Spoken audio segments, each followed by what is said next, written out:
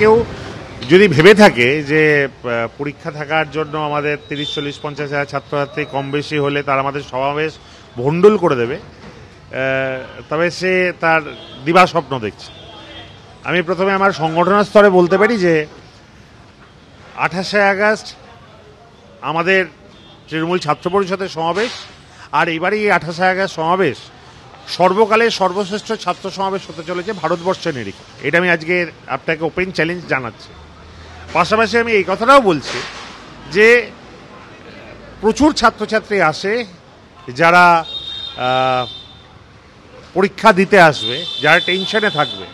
আমরা চেয়েছিলাম তাদের জন্য যাতে পরীক্ষাটা আগে পিছিয়ে একটা দিন হোক, কিন্তু এই ভাইস চ্যান্সেলর রাজনৈতিকভাবে নিজের স্বার্থ চরিতার্থ করার জন্য এটা করেছেন। আমরা মমতা বন্দ্যোপাধ্যায়, অভিষেক বন্দ্যোপাধ্যায়ের সৈনিক, তারা শিখিয়েছেন ছাত্রছাত্রীর পাশে দাঁড়ানো যে কোনো সময় যে কোনো মূল্যে।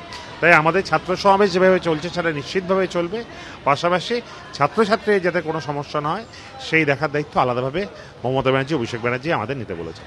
বেআইনি রাক্ষসী উপাচার্য দত্ত নাম করে বলছি, রাজনৈতিক প্রভুদেরকে সন্তুষ্ট করার জন্য 28শে আগস্ট পরীক্ষা ফেলেছে এবং এটা পুরোপুরি রাজনৈতিক উদ্দেশ্য নিয়ে করা। কলকাতা বিশ্ববিদ্যালয়ের অন্তর্বর্তী উপাচার্য, তিনি একেবারে শুরুর দিন থেকে নিজের অবস্থানে অনড়। কোনো লাল কালির ছুটির দিন নয়, যেদিন পরীক্ষা রাখা হয়েছে কোনো একটি নির্দিষ্ট রাজনৈতিক দলের কর্মসূচির জন্য সেই পরীক্ষার সূচি বদলানো সম্ভব নয়, বরং প্রশাসন চেষ্টা করুক যাতে অন্যান্য দিনের মতো স্বাভাবিকভাবে ছাত্রছাত্রীরা এসে পরীক্ষা দিতে পারে। গতকাল শান্তা দত্ত দে ঠিক কি বলেছিলেন দেখুন। কোনো সিদ্ধান্ত সিন্ডিকেট না করে বদল করা যায় না, একদমই যায় না। আজকে সিন্ডিকেট হয়ে গিয়েছে, সিদ্ধান্ত হয়ে গেছে, জানিয়ে দেওয়া হয়েছে মাস্টার মশাইদের, অধ্যক্ষদের জানিয়ে দেওয়া হয়েছে, যারা চিঠি দিয়েছিলেন পোর্টালে দেওয়া হয়ে গেছে, কোনো পরিবর্তনের কোনো সম্ভাবনা নেই।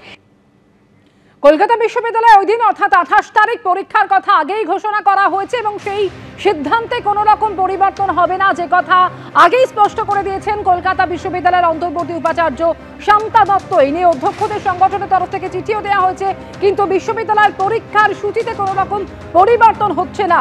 আর এরই মধ্যে রাত পোহালেই আগামীকাল তৃণমূল ছাত্র পরিষদের প্রতিষ্ঠা দিবস এবং সেই প্রতিষ্ঠা দিবস উপলক্ষে ক্ষুদিরাম অনুশীলন কেন্দ্র, সেখানে ভিড় জমাতে শুরু করেছেন জেলা থেকে আসা টিএমসিপি সমর্থকেরা। এই সমস্ত ছাত্র নেতারা, তৃণমূল কংগ্রেসের ছাত্র নেতারা, অশিক্ষিত ছাত্র নেতারা যতদিন ছাত্রদের নেতা হয়ে থাকবে ততদিন এই ধরনের ঘটনায় ওই দিনই পরীক্ষা হবে। পরীক্ষা হবে কোন ছাত্র পরিষদের কবে প্রতিষ্ঠা দিবস সেটা দেখে তো কোনো একটি বিশ্ববিদ্যালয়ের পরীক্ষার কর্মসূচি পরিবর্তিত হবে না।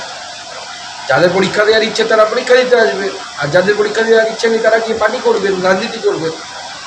পশ্চিমবঙ্গে এমনি শিক্ষা দীক্ষার যা অবস্থা, বেশিরভাগ ছাত্রছাত্রী পরীক্ষা দিতেই চাই না, এখন ভর্তি তো হচ্ছে না, সব তো বাইরে চলে যাচ্ছে।